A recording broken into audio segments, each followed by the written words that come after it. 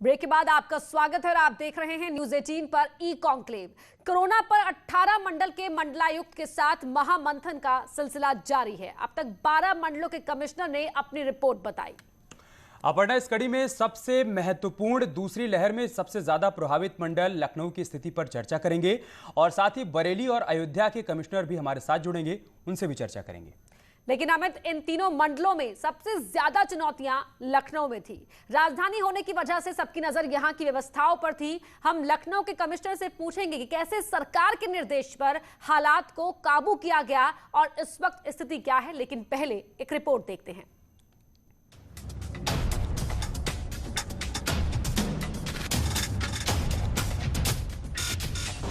Covid control का UP model जमीन पर कैसे हो रहा अमल? दूसरी लहर में कितना सफल?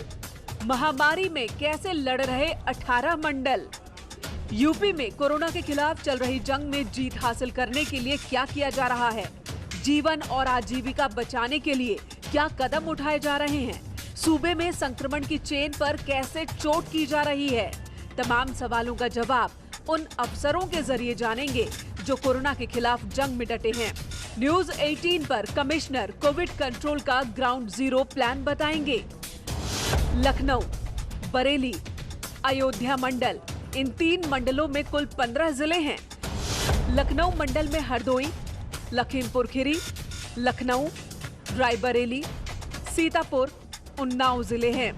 बरेली मंडल में बदायूं, बरेली, पीलीभीत, शाहजहांपुर जिले हैं। अयोध्या मंडल में अंबेडकर नगर, बाराबंकी, अयोध्या, अमेठी, सुल्तानपुर जिले हैं। कोरोना की दूसरी लहर के खिलाफ संक्रमण की चेन टूट रही है। सरकार के निर्देशों पर अधिकारियों ने कमान संभाली, जिसका असर दिखने लगा। कोरोना के खिलाफ जंग जारी है। अभी भी संक्रमण की चेन पूरी तरह से तोड़ने के लिए काम करना है। इसके लिए क्या किया जा रहा है और जिस तीसरी लहर की आशंका जताई जा रही है, उससे निपटने की क्या तैयारी है? इसी पर चर्चा के लिए इस वक्त कोरोना पर ई कॉन्क्लेव में हमारे साथ हैं लखनऊ से कमिश्नर रंजन कुमार, बरेली से कमिश्नर आर रमेश कुमार, अयोध्या से कमिश्नर एपी अग्रवाल। सर, आप तीनों खास मेहमानों का बहुत बहुत स्वागत है ई कॉन्क्लेव के मंच पर। मैं शुरुआत रंजन कुमार जी आपसे करूंगा। एक वक्त था कि राजधानी लखनऊ में पॉजिटिविटी रेट 30% के आसपास हुआ करता था, आज वो घटकर 2% तक पहुंच गया है। सर, लहर और कहर से आगे बढ़कर ये कैसे संभव हो पाया? सर, कैसे हम यहां तक पहुंच पाए? जी, मैं बताना चाहूँगा कि हम लोग लगातार स्थिति की जायजा ले रहे थे और माननीय मुख्यमंत्री जी से लगातार निर्देश मिल रहे थे, सभी उच्च अधिकारी से निर्देश मिल रहे थे और हमारी पूरी टीम यहाँ लखनऊ की पूरी हम लोग 2 बार मीटिंग्स कर रहे थे। हम लोग मेडिकल कॉलेज में जाके वहाँ भी जायजा ले रहे थे, वहाँ भी मीटिंग्स कर रहे थे। हम लोग स्थिति पूरी तरह हम लोग को जानकारी थी, तुरंत हम लोगों ने उस पर कार्रवाई शुरू कर दिया। इंटीग्रेटेड कमांड कंट्रोल सेंटर को स्ट्रेंथनिंग शुरू किया, बेड की संख्या बढ़ाने शुरू की, नए नए इंस्टीट्यूशंस किस तरह से लाए जाएंगे उस पर स्ट्रेटजी बनी या तत्काल उस पर काम शुरू हुआ, ये बिल्कुल मिशन तौर पे। और ऑक्सीजन की जो सप्लाई थी उसकी तत्काल हम लोगों ने सारे जो रिफिलर्स हैं उनके साथ बैठक की और हमारे एसीएस होम साहब के निर्देशन में बड़ी कवायद हुई। जितने टैंकर्स की मूवमेंट थी सबको सिस्टम बनाया गया, एक ऑक्सीजन ट्रैकिंग का सॉफ्टवेयर बनाया गया और किस प्रकार ये ऑक्सीजन की सप्लाई बढ़ाई जाए उसके लिए ट्रेन चलाई गई, एक्सप्रेस वे चलाई गई। उसमें एक्सप्रेस ट्रेन चलने से क्या फायदा हुआ कि उसकी फ्रीक्वेंसी बढ़ गई आने की। उसी तरह साथ में एयरफोर्स से हम लोगों ने लिफ्टिंग शुरू कराई। जब उसकी फ्रीक्वेंसी बढ़ गई उसके साथ ही साथ हम लोगों ने एक चीज और किया, यहाँ पे जो इंस्टीट्यूशनल डिलीवरी था, जो इनके कंपनी के जैसे लिंडे का हमारे पीजीआई में, केजीएमयू में, जो हमारे एरा में और ये तमाम मेदांता और ये सब में थी, आरएमएल में आयोनिक्स से था। हम लोगों ने उसके लिए भी स्ट्रेटजी बनाया कि जो इंस्टीट्यूशनल इनका जो डिलीवरी है, जो फ्रीक्वेंसी है इनके टैंकर्स का, उसको कैसे इंप्रूव किया जाए। और उसी समय हम लोगों ने 28 टन का जो टैंकर होते हैं इनके बड़े वाले, पूरे कंपनी के सभी से बात की, एसीएस होम सर के मार्गदर्शन में हम लोगों ने उसकी लिए अलग से एक व्यवस्था करनी थी। उन लोगों ने हम लोग को स्थान बनाने के लिए कहा, एक नई तरह की सॉकेट बनती थी, उसको हम लोग रातों रात उसमें लग के, मैं खुद खड़ा होके वहां पे सॉकेट बनवाया। और जिससे पहली बार जब वो टैंकर 2 आई थी यहाँ पे 28 टन की, और सॉकेट वहां पे सफलतापूर्वक हम लोगों ने उसको अनलोड किया था। उसके बाद उसकी एयरफोर्स से लिफ्टिंग करा के उसकी फ्रिक्वेंसी जब नॉर्मल हुई तो सभी इंस्टीट्यूशनल में जितनी कैपेसिटी है वो सभी को फिल किया गया। अदरवाइज रोज की स्थिति बड़ी खराब रहती थी कि कैसे, लेकिन फिर भी हम लोगों का व्हाट्सएप ग्रुप बनाया और हम लोग किसी भी समय ऑक्सीजन की कमी नहीं था, और हम लोगों ने बड़े अच्छे से सारे रिफिलर पे बिल्कुल हर स्तर मजिस्ट्रेट की पर ड्यूटी प्रयास लगाई, किए गए, पुलिस की सामंजस्य ड्यूटी बैठाया लगाई। गया और शायद यही वजह है कि नतीजा इस रूप में हम सबके सामने आ रहा है। अब मैं रुक करना चाहूंगी एमपी अग्रवाल जी, आपका लगभग 700 किलोमीटर की दूरी है अयोध्या के दिल्ली से, लेकिन उसके बावजूद 1 मई से लेकर आज की जो तस्वीर निकलकर सामने आ रही है, दिख रहा है कि चुनौतीपूर्ण स्थिति में किस तरह काम किया गया और नतीजे अब सुखद दिखाई दे रहे हैं।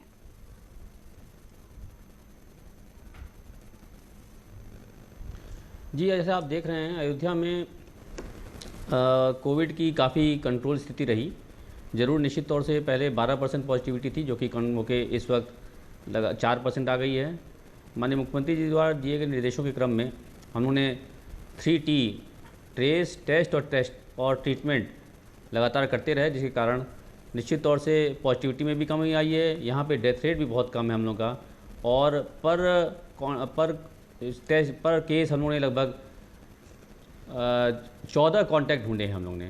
तो 14 कॉन्टैक्ट एक बड़ी कॉन्टैक्ट था, जिससे कि हम लोग कॉन्टैक्ट ट्रेसिंग अच्छे से किए, निश्चित तौर से कंट्रोल में रहा। यहाँ पे जो थर्ड वेव, जो संभावित थर्ड वेव है, उसके लिए हम लोग लगभग 220 बेड, पीकू बेड, जिसको पेडियाट्रिक्स ICU बेड को हम लोगों ने इंतजाम करना शुरू कर दिया है, जबकि टोटल बेड हमारे यहाँ लगभग 2500 पूरे मंडल में हैं। टेस्टिंग भी हम लोग बढ़ा रहे हैं। अभी तक लगभग 10,000 टेस्टिंग होती थी, इसको 25,000 कर दी गई है सारे 5 जिलों में मिला के।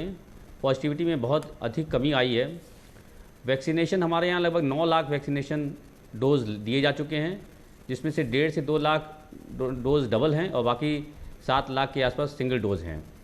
हमारे यहाँ वेंटिलेटर्स सारे कार्यशील हैं। जितने वेंटिलेटर्स शासन ने उपलब्ध कराए, लगभग 308 वेंटिलेटर्स पूरे मंडल में हैं, वो सभी कार्यरत हैं। हमारे यहाँ कंसंट्रेटर्स 351 हैं, वो सब कार्यरत हैं। कंसंट्रेटर्स की संख्या और बढ़ाई गई है रिसेंटली, और निश्चित तौर से ये हम लोग कोशिश करें कि हर PSC और हर CSC पे कम से कम 2 कंसंट्रेटर, 3 कंसंट्रेटर हमेशा उपलब्ध रहें, जिससे कि कभी भी इमरजेंसी में कोई भी ग्रामीण क्षेत्र का आदमी आता है, उसको भी कंसंट्रेटर ऑक्सीजन उपलब्ध कराया जा सके। ठीक है सर। आर रमेश कुमार जी, इसके अलावा हमारे सर जो शुरुआत, निगरानी ठीक है समितियां सर, अब हैं, तीसरी लहर पर हम पूरे आगे भी मंडल में चर्चा करेंगे और जानेंगे कि और क्या तैयारियां हैं। आर रमेश कुमार जी के पास चलते हैं। सर, बरेली भी उन जिलों में था जहां पर शुरुआत में हमने देखा हॉस्पिटल्स की भी दिक्कत आई, इंजेक्शन की भी दिक्कत आई, दवाइयों की भी दिक्कत आई, लेकिन आज बरेली उन जिलों में है जहां पर रिकवरी रेट सबसे बेहतर है। कैसे संभव हो पाया सर? क्या एक्शन प्लान रहा जिसकी वजह से आज हम इस स्थिति में है कि पॉजिटिविटी रेट यहां पर 1.4 के आसपास आ गया है? नमस्कार जी, मैं रमेश कुमार, कमिश्नर बरेली बोल रहा हूँ। जैसा कि आपने बोला है, शुरुआती में वो बरेली जनपद में काफी मात्रा में केसेस निकल के आई है। बरेली जैसा ये सीमावर्ती जनपदों में आता है, जो उत्तराखंड का लोग को भी यहाँ पे मेडिकल को उपचार होती है। हमारा मंडल का मुख्यालय है बरेली है। ये रामपुर, मुरादाबाद, यहाँ हरदोई से भी लोग आकर के यहाँ पे उपचार किया जाता है। शुरुआत में काफी केस लोड रही है। उसका मुख्य कारण ये भी रहा है, जो दिल्ली से लोग केसेस यहाँ आती है, ये बरेली होते हुए ही आगे लोग जाता था। सो ये यहाँ पे बसों माध्यम से, ट्रकों के माध्यम से शुरुआत दौरे पर लोग बहुत आए हैं। इसकी वजह से हमारा पॉजिटिविटी रेट्स ज्यादा रही है। लेकिन उसके बाद जो हम लोग माननीय मुख्यमंत्री जी के निर्देशन पर काफी मात्रा में, चाहे आपका मेडिकल कॉलेजेस हैं, यहाँ पे जो बरेली जनपद में 3 मेडिकल कॉलेजेस है, उसको L3 सेंटर को रूप से उपचार करने के लिए हमने व्यवस्था करा दिया है। और बेड्स का काफी संख्या, करीब 300 बेड एक एक हॉस्पिटल में तुरंत हमने विदिन 10 दिन का अंदर उसको विस्तार कराया गया है। और दूसरी ये दौर पे लहर में ऑक्सीजन की कमी शुरुआत हुई थी, उसको हमारा स्थापित किया गया था वो। और दूसरा हमारा जो त्रिशूल एयरपोर्ट है, वो हमारा उसकी जो ट्रक से हैं वापस बाई एयर जाकर के, क्योंकि उसमें फ्रीक्वेंसी बढ़े और ऑक्सीजन का नियंत्रण आ गया और समाज में जो भयभीत होती थी वो जल्दी निस्तारण करने के लिए एक उपाय हुआ है। और अब यहाँ का मैं जनप्रतिनिधि लोगों को भी उन लोगों का सहयोग बहुत अच्छा रहा है और तुरंत हमारा जो नवनिर्वाचित प्रधान महोदयगण हैं और बीडीसी मेंबर्स है, जिला पंचायत सदस्यगण है, उनका माध्यम से भी हम लोग जल्दी से जल्दी जनता तक पहुंचा करके जो इस मेन चीजें हैं जो ये लिंक में रोकने के लिए उसके हम लोगों ने तैयार किया है। जी रंजन कुमार जी, अब मैं आपका रुख करना चाहूंगी सर। राजधानी में की जिम्मेदारियां वाकई चुनौतियां बहुत ज्यादा थी, क्योंकि कहा भी जाता है कि अगर गांव का दूर दराज का हाल देखना है तो राजधानी में क्या व्यवस्था का आलम है वहां से एक आइडिया मिल जाता है। चुनौतियां अपने आप में बहुत ज्यादा, सभी की निगाहें राजधानी पर थी। क्या एक अधिक नैतिक दबाव भी था या मनोबल इतना ऊंचा रखना था कि ताकि दूसरों के लिए नजीर पेश की जा सके? इसमें आवाज जी सुन पा रहे हैं सर आपको। जी, इसमें जैसा आपने कहा चुनौतियां ज़्यादा थी, लेकिन हम लोगों ने उस चुनौती को स्वीकार किया और पूरी टीम एक साथ हम लोगों ने वर्क डिवीजन करके हम लोगों ने इंटीग्रेटेड कमांड कंट्रोल रूम से हम लोगों ने सारी मॉनिटरिंग शुरू किया। कोई भी कंट्रोल रूम पे कॉल करने पे तत्काल उनकी बेड की उपलब्धता और रात भर 24 घंटे कोई भी कॉल आने पे लगभग 3 लाख 4 लाख कॉलें आई।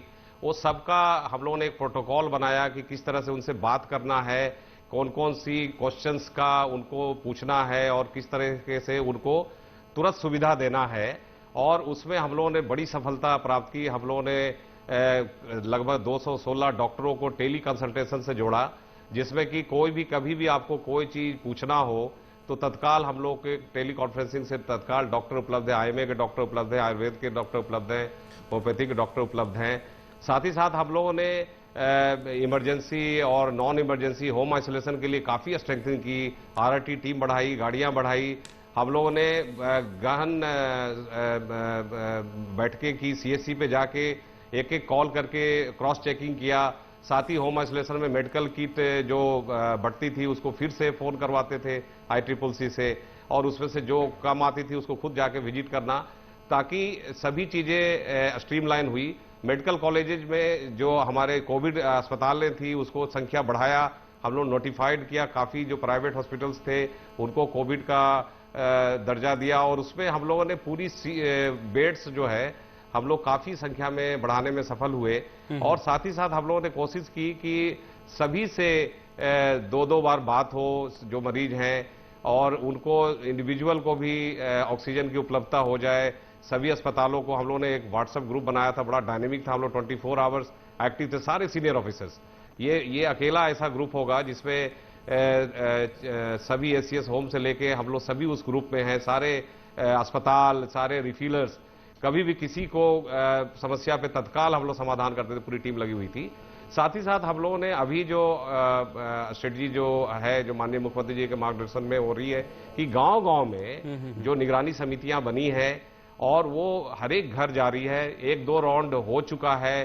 प्रत्येक घर में जाने के बाद उनसे पूरा पूछताछ करते हैं। जो भी लक्षण युक्त होते हैं उनको तत्काल उनको मेडिकल किट उपलब्ध कराते हैं। उसकी लिस्ट पे फिर आरटी टीम जाके उनको टेस्टिंग कर रही है। मैंने खुद अभी लखीमपुर खीरी में मैंने कम से कम 6-7 गांव में मैंने देखा कि वहां पे वैक्सीनेशन के भी कैंप थी, वहां पे टेस्टिंग के भी कैंप है, बड़े अच्छे से चल रही है। सर, आपने वैक्सीन का जिक्र किया, इससे जुड़ा एक सवाल है जो मैं MP अग्रवाल जी से पूछना चाहूंगा। सर, वैक्सीन को लेकर अभी भी गांव में कई जगहों पर लोगों में भ्रम की स्थिति है, विश्वास नहीं जग पा रहा है लोगों के भीतर। आज जैसे बाराबंकी से एक तस्वीर आई, वहां पर वैक्सीनेशन के लिए जब लोग पहुंचे तो जो गाँव वाले थे, गाँव के लोग वो नदी में कूद गए। तो लोगों के भीतर से ये जो भ्रम है, ये जो आशंका है, इसको दूर करने के लिए क्या प्रयास किया जा रहा है सर? इसके लिए देखिए, हम लोग यहाँ जो निगरानी समितियाँ हैं जो प्रत्येक गांव में एक बनी हुई हैं, और उसके माध्यम से हम लोग ये कोशिश कर रहे हैं कि वैक्सीनेशन के संबंध में जो भ्रांतियाँ हैं वो भी दूर हों।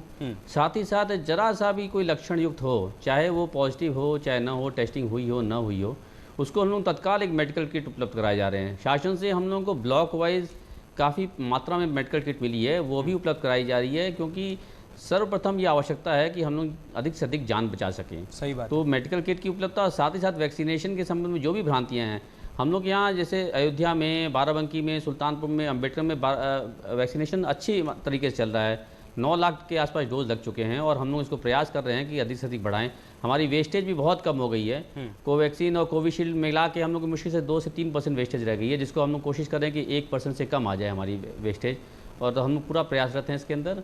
और निश्चित तौर से ये अयोध्या मंडल अन्य मंडलों से कहीं कम प्रभावित रहा और इसमें हमारे अधिकारियों ने बहुत ही अच्छा रोल किया। पहले ऑक्सीजन की समस्याएं आ रही थी, वो भी अब धीरे धीरे शासन के प्रयास से ऑक्सीजन की समस्याएं भी दूर हो गई। कंसंट्रेटर्स इतने अधिक मिल गए हैं कि कई बार ऑक्सीजन की आवश्यकता नहीं पड़ रही है। कई हमारे लगभग 40 प्लांट पूरे मंडल में लग रहे हैं, 40 नए ऑक्सीजन प्लांट लगे हैं, जिसमें से 10-12 लग भी चुके हैं और बाकी सब प्रोसेस में हैं।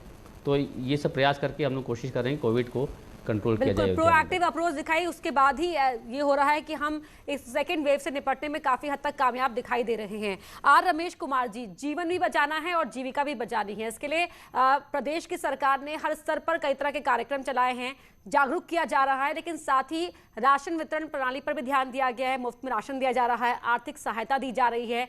किस तरह से सरकार की इन योजनाओं को इम्प्लीमेंट किया जा रहा है, अगर हम जमीन की बात करें तो, ग्राउंड जीरो की बात करें?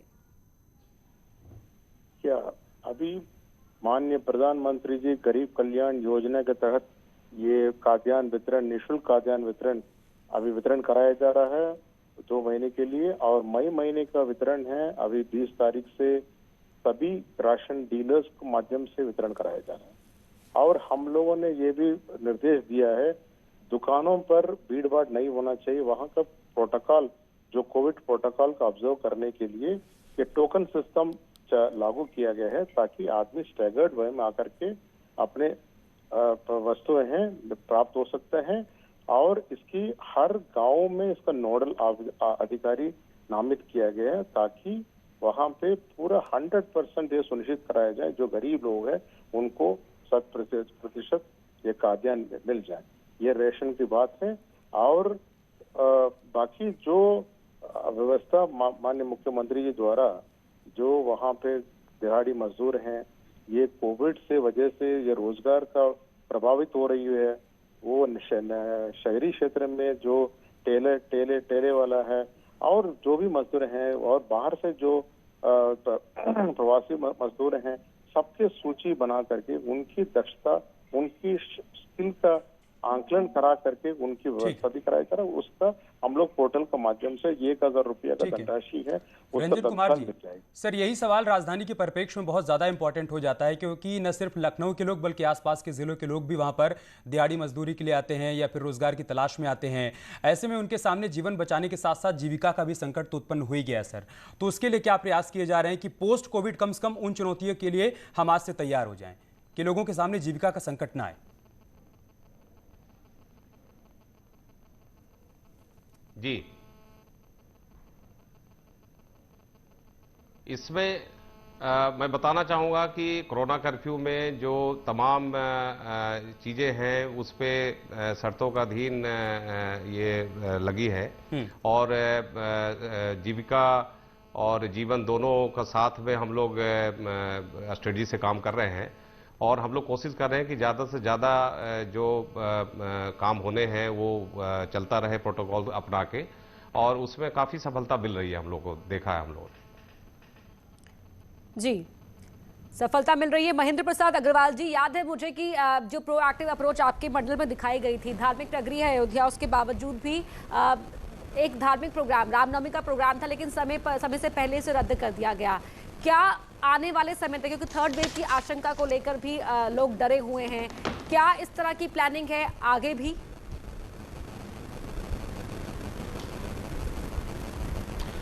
हम लोग को यहाँ पे पूरे मंडल में यहाँ के जनपद वासियों से बहुत सहयोग मिला। यहाँ के सभी जनपद वासियों ने हर कदम में हम लोग का सहयोग किया है, और निश्चित तौर से जो तीसरी वेव आने की संभावना व्यक्त की जा रही है, उसकी जो गंभीरता है वो इस मंडल में निश्चित तौर से आप देखेंगे कमी रहेगी, क्योंकि यहाँ पे हमारे सारे अधिकारी, सारे जिलाधिकारी बहुत ही प्रोएक्टिव हैं।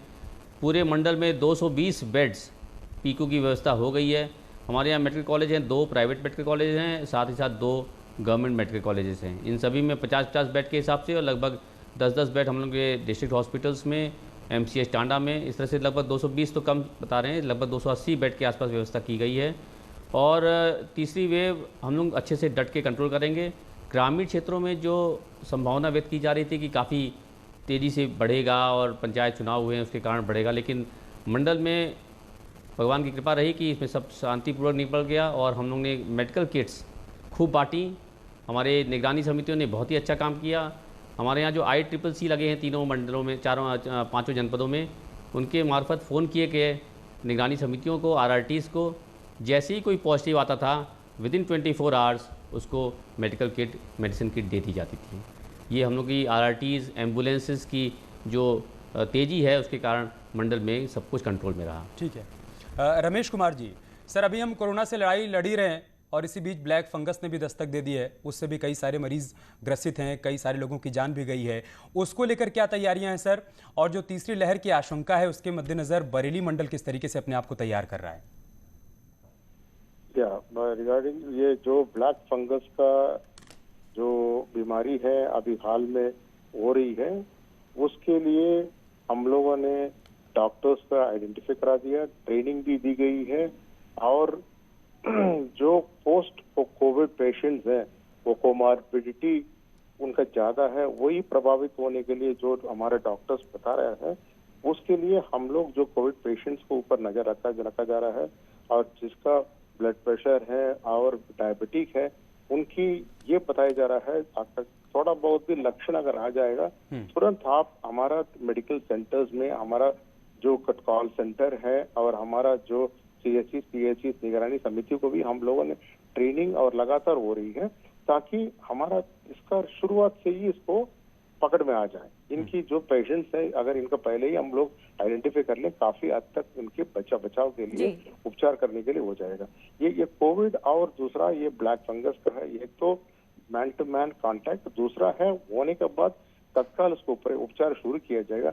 जैसा कि अयोध्या का मंडलायुक्त ने बोला है, मेडिकल किट्स काफी मात्रा में अपने मंडल में और पूरा उत्तर प्रदेश में है। हम लोग निगरान समिति के माध्यम से हम लोग ये माननीय मुख्यमंत्री ने निर्देश ये भी दे दिया है, आप टेस्टिंग रिपोर्ट के लिए वेट मत करना है। बिल्कुल, तो टेस्टिंग रिपोर्ट का इंतजार ना किया जाए, सही समय पर सही इलाज शुरू हो जाए, क्योंकि जहां पर मर्ज वहीं पर ही उपचार हो, तभी इस पर हम संक्रमण को रोकने में कामयाबी हासिल कर पाएंगे। रंजन जी, संकट सभी के सर पर मंडरा रहा था, लेकिन अगर हम बात करें कि जागरूकता को लेकर तमाम तरह के कदम उठाए गए और प्रसार कार्यक्रम भी चलाए गए, लेकिन ऐसी स्थिति में दिशा निर्देशों का सही तरीके से पालन हो सके, किस तरह से मीटिंग और मॉनिटरिंग के बीच आपने सामंजस्य बैठाया?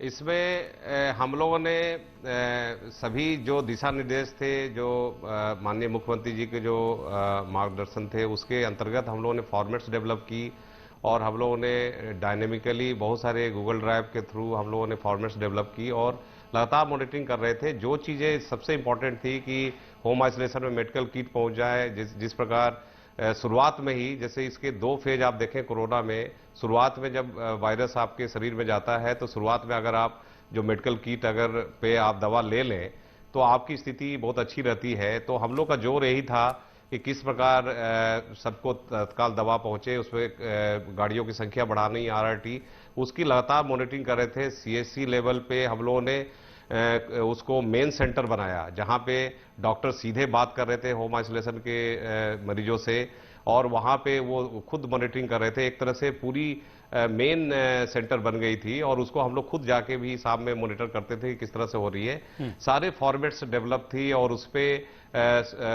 2 बार मीटिंग्स होती थी। ICCC में मीटिंग होती थी, जो कोविड अस्पताल थे वहां पे मीटिंग होती थी।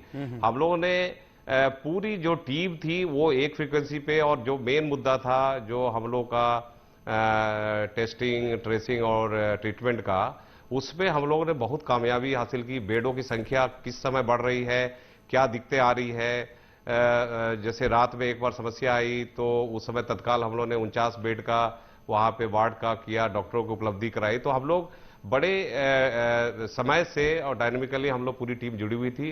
बहुत बधाई सर, कामयाबी बहुत बधाई आप सभी को इस बात के लिए कि आपने प्रोएक्टिव अप्रोच दिखाई और उसी का परिणाम है कि आज केसेस में बहुत तेजी से कमी आ रही है। और ई कॉन्क्लेव का हिस्सा बनने के लिए सर बहुत बहुत शुक्रिया आप सभी का। और आगे भी जारी रहेगा ये ई कॉन्क्लेव, क्योंकि अमित मकसद यही है कि जो नीतियां बनाई जा रही हैं वो कागजों पर ही नहीं बल्कि धरती पर भी दिखाई दे रही हैं, और यही वजह है कि संक्रमण दर लगातार कम हो रही है। और हमारा मकसद ये पड़ना कि लोगों को सही जानकारी मिल पाए, पैनिक ना हो लोग, उनको अब यह बात समझ में आए कि सरकार की तरफ से जो प्रयास किए जा रहे हैं उसका असर भी दिख रहा है। ऐसा नहीं कि सिर्फ कागजों पर दिखाया जा रहा है, धरातल पर भी उसका परिणाम अब दिखने लगा है। बिल्कुल जागरूक रहेंगे तभी इस बीमारी से हम इस जंग जीत पाएंगे। और ई कॉन्क्लेव जारी है। रुक रहे छोटे से ब्रेक ले, ब्रेक के बाद कानपुर के कमिश्नर से बात करेंगे।